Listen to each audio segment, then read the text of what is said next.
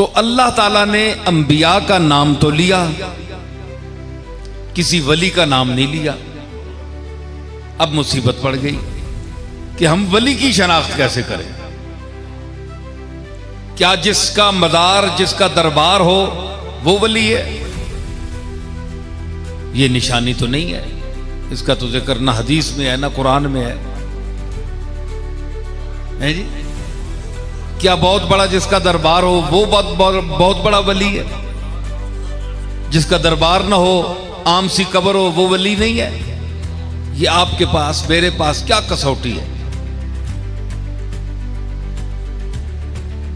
ये बड़ा अजीब सवाल है और इसका शायद बहुत कम लोग जवाब दे सकें, क्योंकि इंसान का जो नजरिया होता है वो ये सोचता है कि हमने एक शख्स को वली समझ लिया, मकबूल समझ लिया, तो वो अपने समझने को एक सनत का दर्जा देते हैं। चूंकि मैं समझ रहा हूं इसलिए ये वली है। भाई, वली को वली समझने के लिए भी एक मेयार चाहिए। आलिम को परखने के लिए आलिम का होना जरूरी है। कारी साहब के परखने के लिए कारी का होना जरूरी है। और उस्ताद कारी, आम कारी नहीं, उस्ताद किस्म का कारी होगा तो वो बहुत से कुर्रा में से सिलेक्ट करेगा, नंबर देगा कि ये इस दर्जे का है, ये इस दर्जे का है, ये इस दर्जे का है। उलमा में से जय्यद आलिम होगा और मुदर्रिसीन में से भी जो मलिकुल मुदर्रिसीन हो, सरदार किस्म का मुदर्रिस हो, वो बता सकता है कि फलां मौली साहब मैब्जी किस तरह पढ़ा सकते हैं, कुदूरी किस तरह पढ़ा सकते हैं, काजी और अहमदुल्ला किस तरह पढ़ा सकते हैं, बैजावी किस तरह पढ़ा सकते हैं, तफसीर किस तरह पढ़ा सकते हैं, हदीस किस तरह पढ़ा सकते हैं, इन कितने पानी में हैं। ये चोटी का जो आलिम होगा वो उलमा में फर्क करेगा, दर्जात बंदी, दर्जा बंदी करेगा। एक अनाड़ी आदमी को क्या पता, बोलते तो सब हैं, दो चार लफ्ज तो सभी बोल लेते हैं, लेकिन इल्म की कसौटी पर जब तोला जाएगा, परखा जाएगा, तो चंद एक आदमी निकलेंगे जो उसमें यार पर आएंगे। तो जो लोग अपनी तरफ से विलायत को साबित करते हैं कि फलां साहब बड़े वली हैं, उनका बड़ा मर्तबा ऊंचा है, तो फिर मतलब ये निकला कि वो उन वली जो हैं उनसे भी उनका ऊंचा मर्तबा है जो उनको परख रहे हैं।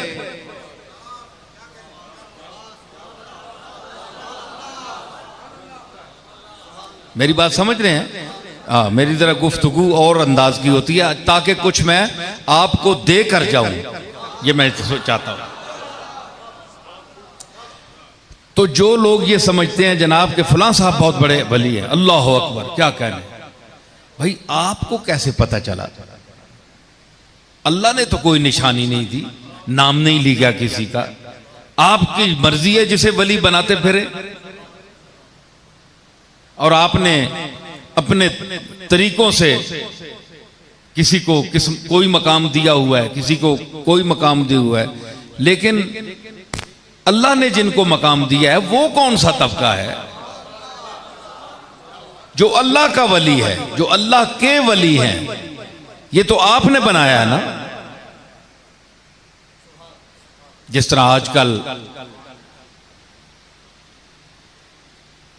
बेजा अलकाबा जगह इस्तेमाल हो किए जाते हैं स्टेजों पर, ये मेरे लिए भी है। मौलाना रियाजुद्दीन साहब ने अल्लामा का लफ्ज़ इस्तेमाल किया, मैं तो अल्लामा नहीं हूँ, बहरहाल इनकी मोहब्बत है, अच्छे, चूँकि इनकी खुद अच्छा ज़हन है तो इसीलिए मुझे कह गए हैं, लेकिन मैं अपने आप को इस काबिल नहीं समझता। तो इससे बड़े बड़े लफ्ज़ स्टेज पर बोले जाते हैं मशाइख के लिए, उलमा के लिए, तो जो लोग बोलते हैं उनको शायद ये पता होगा कि ये किस मर्तबे के हैं। क्या उन्होंने कभी उनको परखा है? या बेदरेग अल्फाज अलकाब इस्तेमाल कर दिए जाते हैं? क्या वो उनके उस्ताद हैं या उनसे बड़े हैं, या उनको कभी परखा है उन्होंने कि उनके लिए ये लफ्ज इस्तेमाल कर रहे हैं? नहीं, इत्तेफाकन मुलाकात होती है स्टेज पे, लेकिन बेदरेग तौर पर बोल देते हैं। और वो लोग भी खुश होते हैं कि मुझे ये कहा जा रहा है। मुझे बुलंद अलकाब से भी पीर हजरात भी खुश होते हैं, उलमा भी खुश होते हैं। तो मकसद ये है कि ये अवामी ज़हन है। अवाम ने अपनी तरफ से कई खुश करने के लिए, खुशामद के लिए कह देते हैं, कई इसलिए कह देते हैं कि कल ये हमारे लिए भी ये जवाबन ये लफ्ज इस्तेमाल करेंगे। लेकिन फिर असल लोग कहां गए? असल उलमा कहां गए? असल मशाइख कहां गए? असल वली कहां गए? उनकी निशानी क्या है?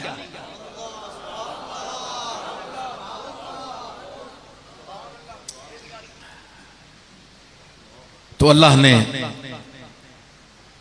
अगर वो नाम ले, एक शख्स कहने लगा कि नाम अगर ले लेता जिस तरह नबियों के लिए हैं तो फिर बेहतर होता, ताकि पता चल जाता तबके का। मैंने कहा मखलूक है अज़ल से अबद तक, हुजूर के बाद बड़ा लंबा पीरियड है क़यामत का, जितना भी है। तो अंबिया अगर 1,24,000 कमो बेश है तादाद, तो ये तो करोड़ों में है औलिया अल्लाह। तो अल्लाह ने हिदायत के लिए किताब भेजी है ताकि हम लोग हिदायत हासिल करें। फहरिस्त नहीं बनाई। नबियों, चंद नबियों का, जो चंद नबियों का जिक्र किया, तो औलिया का तो बड़ा नीचे दर्जा है। तो इसलिए ये मुतलक लफ्ज फरमाया कि अला इन्ना औलिया अल्लाह ला खौफुन अलैहिम वला हुम यहज़नून। एक तो इनकी निशानी ये है कि उनमें खौफ नहीं होगा, ये पहली निशानी आ गई। फिर उनमें हुज़न नहीं होगा, ये खुद कुरान बयान कर रहा है। अपने वलियों की निशानी अलामतों से पहचानना चाहिए। क्या साबित हुआ कि नबूवत को अगर पहचानना है तो ईमान बिल्लाह और गैब पर ईमान लाकर मानो। खुलासा निकला ना कि अगर अंबिया को मानना है, उनकी सिफात और जात को तस्लीम करना है, तो फिर ये ना तलाश करो कि इनकी तालीम कितनी थी, ये किस दौर में थे, हैं जी, ये किसके बेटे थे। इन तफसीलात में ना जाओ, बस ये कह दो हम ईमान ले आए, नबियों पर ईमान। ऐ अल्लाह, जो तूने नबी भेजे हैं हम उन पर ईमान ले आए। सिर्फ ये कहो, अपनी अकल ना दौड़ाओ, उनकी इज्जत और हुर्मत का ख्याल रखो। और जहां विलायत है, क्योंकि ये उसके बाद का दर्जा है। और मैं ये भी एक गुजारिश करता चलूं कि बाज लोग विलायत को, जिस तरह के नबी के मुकाबले में औलिया का दर्जा तो नीचे है, क्योंकि औलिया अंबिया की उम्मत में होते हैं। किसी वली का कोई नबी उम्मती नहीं होता। लेकिन ये अजीब बात है, जरा मैं अपने सामीन को, माशाअल्लाह बड़े ज़हीन और समझदार लोग नजर आ रहे हैं, पढ़ा लिखा तबका है। भाई मेरी बातें को पसंद आ रही हैं कि नहीं? तो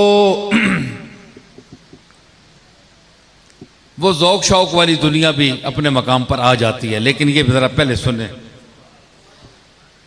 तो उसमें खास बात यह है कि जो औलिया अल्लाह की, आज खास तौर पर एक ऐसा तबका है जो औलिया अल्लाह को नहीं मानता। कहते हैं वली क्या चीज है? अल्लाह ने फरमा दिया है एक तबका है, पर उसको ढूंढो। तुमने ये जो सब कुछ बनाकर रखा है, क्या ये वली है? इनकी क्या निशानी है? दाता साहब का दरबार बहुत बड़ा है, इनकी विलायत की क्या निशानी है? तुमने दौर देखा है? किसी ने नाम नहीं लिया, अल्लाह ने नाम लिया। तुमने इनको खुद इसमें विलायत में शामिल कर लिया है, अल्लाह की तरफ से तो नहीं है। ये मुख्तलिफ सवालात हैं, लोगों के ज़हन हैं। आज भी ऐसे लोग हैं जो लाहौर में 50, 60, 70 साल गुजार चुके, लेकिन उन्हें दाता साहब के दरबार में कब्र पर फातिहा पढ़ने की भी तौफीक नसीब न हुई। इसी वजह से कि इनके पास जाने से क्या फायदा। तो उन पर मैं वाज़ेह करूं कि आप जिस मर्तबे को बहुत नीचा कर रहे हैं कि विलायत क्या है भाई, किसी की निशानी नहीं है, तो हम इनके पास क्यों जाएं? इनसे क्या मिलता है? आप जरा इस मेरी बात की तरफ तवज्जो करें कि वली का मायना होता है दोस्त। जिस तबका के हम मुकल्लफ हैं वो है तबका अंबिया। नबी का मर्तबा बिलाशुबा वली से ऊंचा है, लेकिन आपको याद रहना चाहिए कि नबूवत से पहले हर नबी मर्तबा विलायत पर फायज होता है।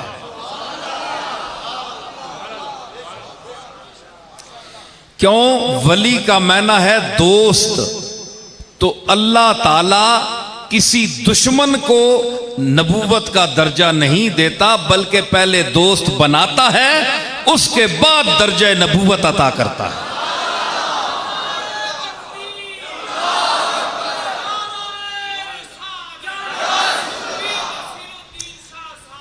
आप देखें, इसकी मैं मिसाल देता हूं।